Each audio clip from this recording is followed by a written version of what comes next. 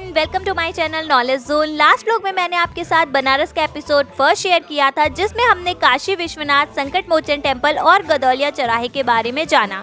आज उसी के आगे की जर्नी कंटिन्यू करते हुए हम जाने वाले हैं काशी विश्वनाथ धाम में दर्शन करने के लिए, और बाबा भैरव के भी दर्शन हम साथ ही साथ करेंगे। अभी सुबह के 4 बज रहे हैं और बता दूं कि आज है नए साल का पहला दिन और इस टाइम वाकई में बहुत ज़्यादा भीड़ हो रखी है। तो अभी हमारे सामने जो दिख रहा है वो है Shri Kashi Vishwanath temple trust help centre. मैं बता दूं कि यहाँ पर सुगम दर्शन की सुविधा भी उपलब्ध है।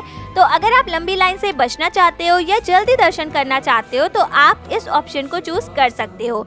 यहाँ पे अलग अलग प्राइस लिस्ट दी गई है। तो अगर आप चाहते हो दर्शन करना, अगर आपके साथ कोई एजेड पर्सन है या आप भीड़ भाड़ से बच के दर्शन करना चाहते हो तो आपके लिए एक इजी ऑप्शन हो सकता है।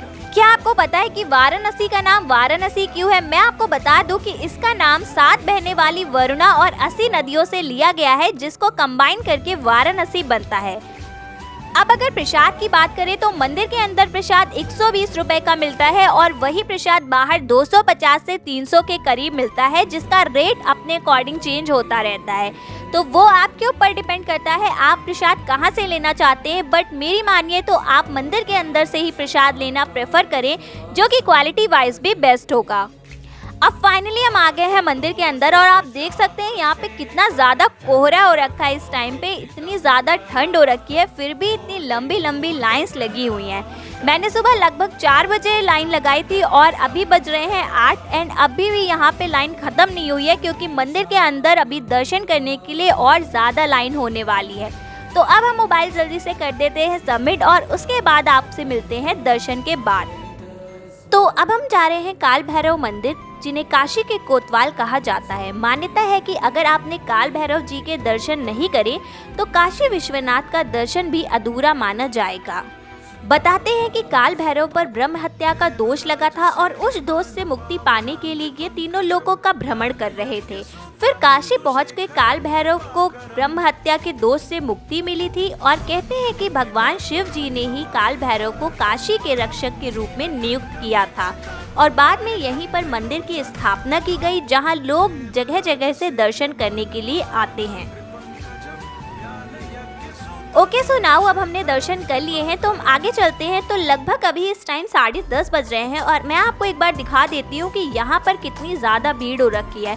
लोग दूर दूर से काशी विश्वनाथ के दर्शन करने के लिए आ रहे हैं और यहाँ पे बहुत सारी लंबी लंबी लाइंस लगी हुई हैं। कुछ देर पहले हम भी इसी लाइन में लगे थे, बट फाइनली हमने दर्शन कर लिए हैं। तो अब हम आगे बढ़ते हैं और मैं आपको दिखाती हूँ कि बनारस के घाट कैसे दिखते हैं।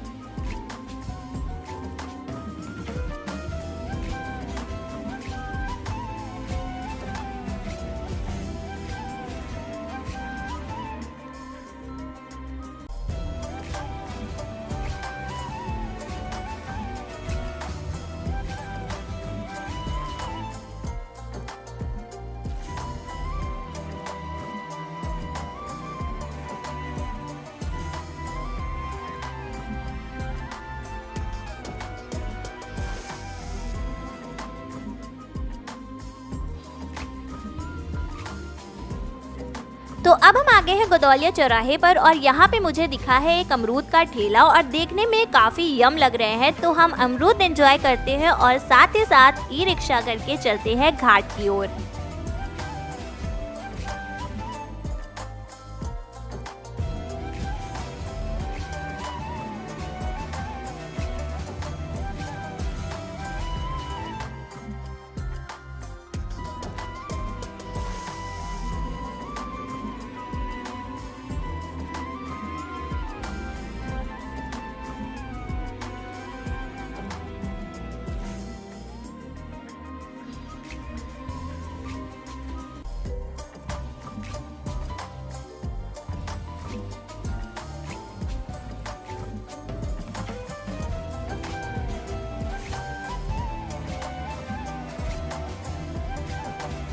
तो अब हम फाइनली आ गए हैं बनारस के सबसे फेमस घाट अस्सी घाट पे। बनारस के घाटों की बात ही अलग है।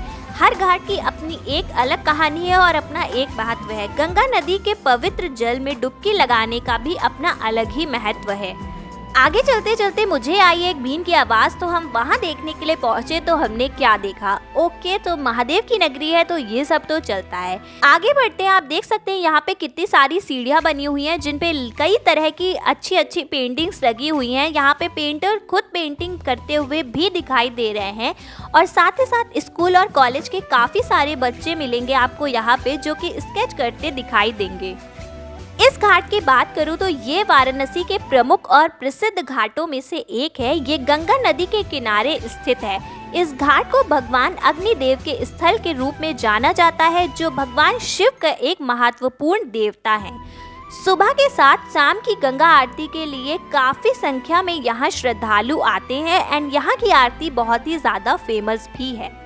घाट के पीछे माँ दुर्गा की एक रोचक कहानी है। माना जाता है कि शुंभ और निशुंभ नाम के दो राक्षस थे जिनका वध करके माँ दुर्गा ने अपनी अस्त्र जमीन पर फेंक दी थी, जिस वजह से धरती की सतह पर एक गड्ढा बन गया और वहां से जल धारा बहने लगी। इसे अस्सी नदी कहा जाता था। हालांकि अस्सी नदी और गंगा के संगम स्थल को अस्सी घाट का नाम दिया गया। अगर आप यहाँ पे ध्यान देंगे तो सभी घाटों का एक ओवरव्यू मैप सा बना हुआ है जहाँ पे सभी घाटों के नाम भी लिखे हुए हैं और उनके नंबर्स भी। तो आप सारे घाटों को पैदल भी कवर कर सकते हैं एंड बोट के थ्रू भी। बट डिसएडवांटेज ये है कि बोटिंग में आपको सारे घाटों को दूर से ही देखने को मिलेगा और आप अगर घाट के बारे में और कुछ जानना चाहेंगे तो वो आपको वो एक्सपीरियंस वहाँ पे नहीं मिल पाएगा। तो अगर आप नॉलेज के लिए आप घाटों पे जाना चाहते हैं या पेंटिंग्स आपको देखनी है या छोटे छोटे टेम्पल्स विजिट करने हैं तो आप पैदल ही जाइएगा। तो अगर बोटिंग की बात करें तो यहाँ पे आपको कई तरह की बोट्स देखने को मिल जाएंगी और हर बोट का अपने टाइम के अकॉर्डिंग अलग अलग चार्ज है। तो ये आपको डिसाइड करना है आप किस टाइम बोटिंग करना प्रेफर करेंगे। बट लोगों के अकॉर्डिंग अगर आप सनराइज और सनसेट का टाइम चुनते हैं तो ये आपके लिए बेस्ट हो सकता है, क्योंकि उस टाइम आपको बोट के थ्रू गंगा आरती देखने को भी मिल जाएगी।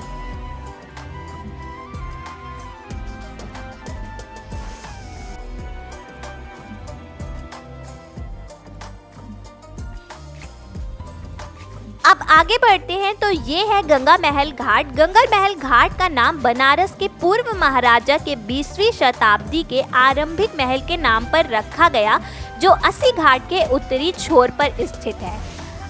इसी तरह हम वन बाय वन सारे घाटों को कवर करेंगे। तो अब हम आ गए हैं तुलसी घाट पर और बता दूं कि तुलसी घाट का नाम महान कवि तुलसीदास जी के नाम पर रखा गया है जिन्होंने संस्कृत महाकाव्य रामायण का अनुवाद रामचरितमानस में लिखा था। साथ ही साथ आपको ये भी बता दूं कि अगर आपको फन एक्टिविटीज़ का शौक है तो नदी के साइड में आप देख सकते हैं एक रेतीला सा एरिया है जहाँ पे camel and horse ride available है और भी कई फन एक्टिविटीज़ वहाँ पे अवेलेबल हैं।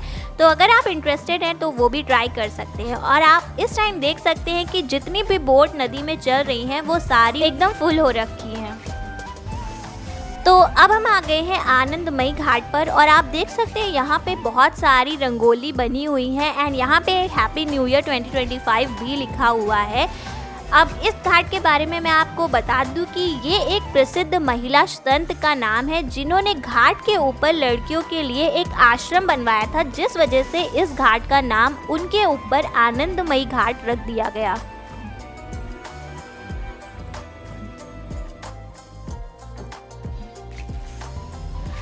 अब आगे बढ़ते हैं तो मैं आपको यहाँ के घाटों के बारे में एक विशेष चीज़ बता देती हूँ कि आपको हर घाट पे अलग अलग तरह की पेंटिंग्स देखने को मिलेंगी जो कि आपको अट्रैक्ट करती हैं और कई सारे छोटे छोटे टेम्पल्स भी देखने को मिल सकते हैं। अब हम आ गए हैं केदार घाट पर।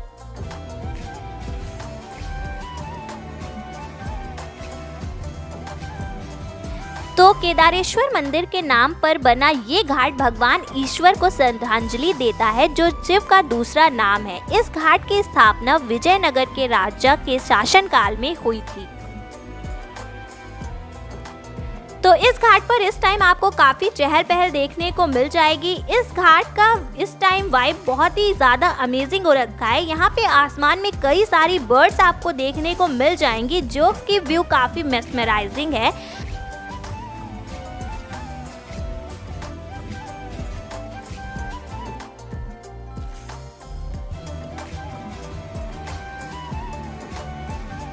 तो अभी हम आ गए हैं दशाश्वमेध घाट और यहाँ पे हमें देखनी है शाम की आरती, जो कि 6 बजे के करीब होती है और अभी लगभग 3 बज रहे हैं। तो नेक्स्ट वीडियो में आपको फुल आरती देखने को मिलेगी। एंड वीडियो पसंद आया हो तो लाइक करिएगा, चैनल को सब्सक्राइब करना मत भूलिएगा। मिलते हैं जल्द ही नेक्स्ट ब्लॉग में। Till then take care, bye bye and thank you for watching. Thank you so much.